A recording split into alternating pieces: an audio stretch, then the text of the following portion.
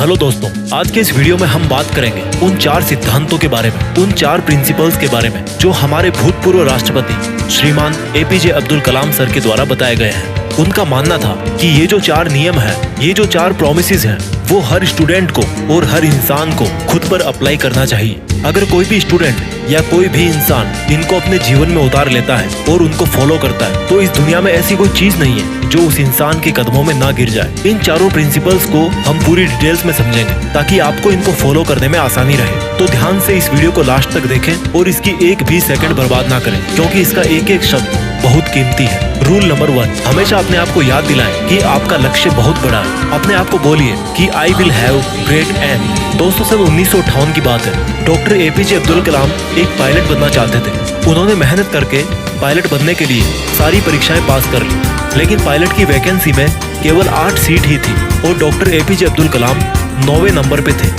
अब उनका सिलेक्शन केवल तभी हो सकता था जब उनके ऊपर के 8 कैंडिडेट्स में से या तो कोई अपनी वैकेंसी छोड़ दे या फिर मेडिकल में आउट हो जाए। लेकिन उनको इस बात का काफी डिसअपॉइंटमेंट हुआ कि उनका केवल एक रैंक की वजह से वो सिलेक्शन से आउट हो गए। लेकिन उन्होंने ये स्वीकार किया कि it was a disappointment for me but disappointment could not defeat me, यानी कि मैं निराश जरूर हुआ था लेकिन निराशा कभी मुझे हरा नहीं सकी। उन्होंने ठान लिया था कि भले ही पायलट बनके एयरक्राफ्ट ना उड़ा सकूं, लेकिन एक इंजीनियर बनके, एक साइंटिस्ट बनके मैं एयरक्राफ्ट जरूर बना सकता हूँ, मिसाइल बना सकता हूँ, रॉकेट बना सकता हूँ। और दोस्तों, ये तो किसी को नहीं पता कि अगर डॉक्टर एपीजे अब्दुल कलाम पायलट बनते तो वो कहाँ तक पहुँच पाते। लेकिन उन्होंने इस बात को जरूर साबित किया कि अगर वो पायलट नहीं बन पाए तो उन्होंने मिसाइल्स और रॉकेट जरूर बना दिए। और वो भले ही इंडियन एयरफोर्स के पायलट नहीं बन पाए, लेकिन राष्ट्रपति जरूर बने, जो कि तीनों सेनाओं के कमांडर इन चीफ होते हैं। और तीनों सेनाओं में आर्मी, नेवी और एयरफोर्स भी होती है। दोस्तों, उनका कहा गया रूल नंबर 1 कि हमेशा अपने आप को बोलिए कि I will have great aim, मैं अपना लक्ष्य ऊंचा रखूंगा। ये प्रॉमिस हमेशा अपने आप को याद दिलाते रहें। रूल नंबर 2, दोस्तों, रूल नंबर 1 के बाद में बात करते हैं रूल नंबर 2 की। रूल नंबर 2 है हमेशा अपने आप से बोलिए कि I will continuously acquire knowledge, यानी कि मैं हमेशा लगातार ज्ञान हासिल करता रहूंगा। दोस्तों, अब उनके इस दूसरे रूल को हम उन्हीं की जीवनी से समझते हैं। डॉक्टर एपीजे अब्दुल कलाम को मिसाइल मैन के नाम से भी जाना जाता है। वो एक इंजीनियर थे, एक वैज्ञानिक थे।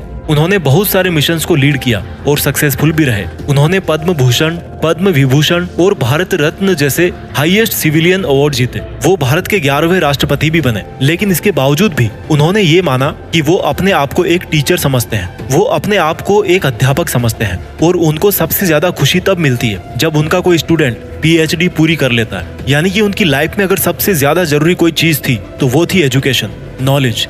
उनका मानना था कि एजुकेशन के लिए, यानी कि ज्ञान के लिए, जो सबसे बेस्ट टाइम होता है वो होता है स्टूडेंट लाइफ। और किसी भी इंसान की सक्सेस के पीछे उसकी एजुकेशन का, उसके नॉलेज का सबसे बड़ा हाथ होता है। उनका ये मानना था कि अगर एक स्टूडेंट का सबसे प्राइमरी कोई जॉब है तो वो है अच्छी शिक्षा ग्रहण करना। एक विद्यार्थी को एजुकेशन के अलावा किसी दूसरी चीज के बारे में नहीं सोचना चाहिए। अगर एक स्टूडेंट एजुकेशन के अलावा कुछ और करना चाहता है तो वो वीकेंड्स में किसी हॉस्पिटल के बाहर गरीब लोगों के प्रति अपनी संवेदना व्यक्त कर सकता है, उन्हें खाना दे सकता है, उन्हें खुशी दे सकता है, पेड़ पौधे लगा सकता है, दूसरे लोगों को भी शिक्षा दे सकता है। लेकिन इन सब कामों के बावजूद भी एक स्टूडेंट के लिए केवल नॉलेज हासिल करना ही सबसे पहली प्राथमिकता होनी चाहिए। यानी कि आपको हमेशा अपने आप को ये याद दिलाना है कि चाहे कुछ भी हो, मैं सीखना नहीं छोड़ूंगा। दोस्तों, पहला रूल था अपने आप को याद दिलाना कि I will have great aim, और दूसरा रूल है अपने आप को याद दिलाना कि I will continuously acquire knowledge. इसके बाद में बात करते हैं रूल नंबर 3 की।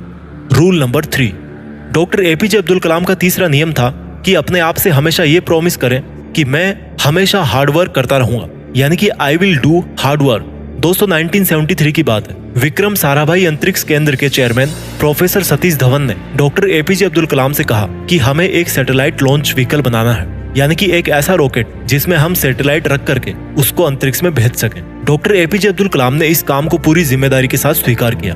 वो इस प्रोजेक्ट और मिशन के डायरेक्टर थे, यानी कि पूरी टीम को उनके नीचे काम करना था। उनके नीचे 1000 से भी ज्यादा दूसरे इंजीनियर थे और करीब 10,000 वर्कर थे। इनके अलावा भी ऐसे बहुत सारे लोग थे जो इनडायरेक्टली इस मिशन से जुड़े हुए थे। इतनी बड़ी टीम को 6 साल का वक्त लगा प्रोजेक्ट शुरू करने से लेकर लॉन्च के दिन तक। 17 अगस्त 1979 इस तारीख को सैटेलाइट लॉन्चर का टेस्ट होना था। लॉन्च के 8 मिनट पहले सारा कंट्रोल कंप्यूटर के हाथों में दे दिया गया, लेकिन उसी वक्त एक चेतावनी आई कि लॉन्चिंग में कुछ दिक्कत है। लॉन्च के ठीक 4 मिनट पहले ये डायग्नोस किया गया कि लॉन्चर में कुछ लीक्स हैं।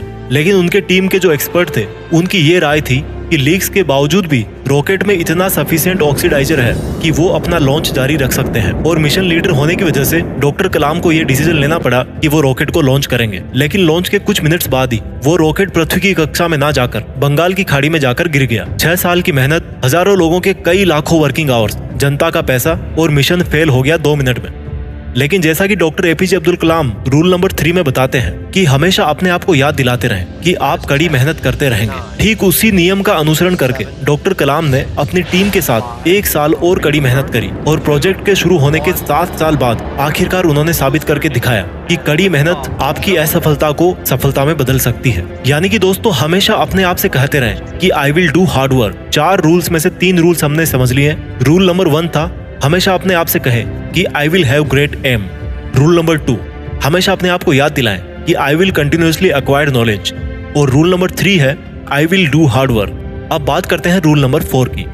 रूल नंबर 4, दोस्तों, जो कहानी मैंने आपको रूल नंबर 3 में बताई, जिसमें 7 साल बाद जाकर मिशन सफल हुआ, वहीं से निकल के आता है रूल नंबर 4, यानी कि हमेशा अपने आप को ये याद दिलाते रहें कि आई विल प्रिजर्वेयर एंड सक्सीड। प्रिजर्वेयर का मतलब है लगातार काम करना, चाहे कितनी भी मुसीबत आए, कॉन्स्टेंटली आगे बढ़ते रहना, अपने शब्दों पे और अपने वचनों पे कायम रहना। किसी में इतनी हिम्मत ना हो कि आपके हौसलों को कम कर सके। हम में से ऐसे बहुत सारे लोग हैं जिनकी आंखों में कुछ सपना है, जो कुछ करना चाहते हैं, वो काम करना शुरू करते हैं अपने सपनों पर, लेकिन समय बीतने के साथ साथ उनकी विल पावर कम होती जाती है। दोस्तों, आपको किसी भी कीमत पे अपने हौसलों को नहीं टूटने देना है। डॉक्टर एपीजे अब्दुल कलाम का मानना था कि आप तब तक अपनी जिद मत छोड़िए जब तक आप अपने लक्ष्य तक नहीं पहुंच जाते।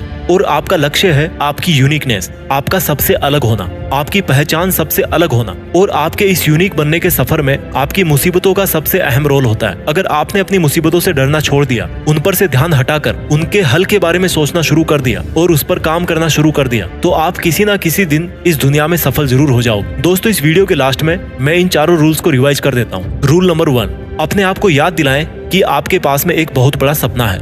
You must have a big dream.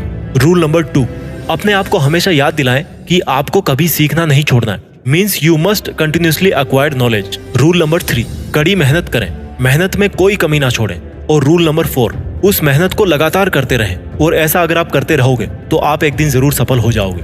दोस्तों, आज हमारे बीच में मिसाइल मैन, इंजीनियर, वैज्ञानिक और भूतपूर्व राष्ट्रपति डॉक्टर एपीजे अब्दुल कलाम सर नहीं है। जैसा कि उन्होंने बताया था कि वो अपने आप को एक अध्यापक ही समझते थे। उन्होंने अपनी आखिरी सांस भी Indian institute of management Shillong के स्टूडेंट्स को एक लेक्चर देते हुए ली, जिस लेक्चर का टॉपिक था creating a livable planet earth. वो 4000 वर्ड्स का उनका लेक्चर अनफिनिश्ड ही रहा। मानो उनका कहना ये था जाते जाते कि वापस फिर आऊंगा लौट के। लेकिन प्रकृति के नियम को कौन बदल सकता है। आइए आज हम एक शपथ लें कि जो रास्ता हमारे डॉक्टर एपीजे अब्दुल कलाम सर ने हमें दिखाया, उस पर हम लगातार आगे बढ़ते रहें और अपने वचनों पे कायम रहें और अनंत समय तक डॉक्टर एपीजे अब्दुल कलाम सर को हमारे खुद के अंदर जिंदा रखें और पूरी दुनिया को दिखा दें कि हिंदुस्तान से बेहतर कोई दूसरा देश नहीं हो सकता। अपने सपनों का पूरी रफ्तार के साथ पीछा करते रहिए और देश में खुद के साथ साथ दुनिया में देश का नाम भी कीजिए।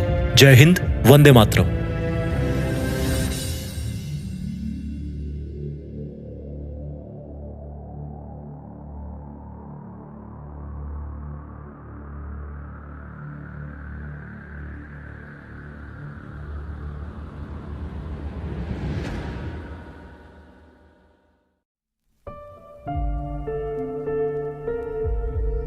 जीत फिक्स।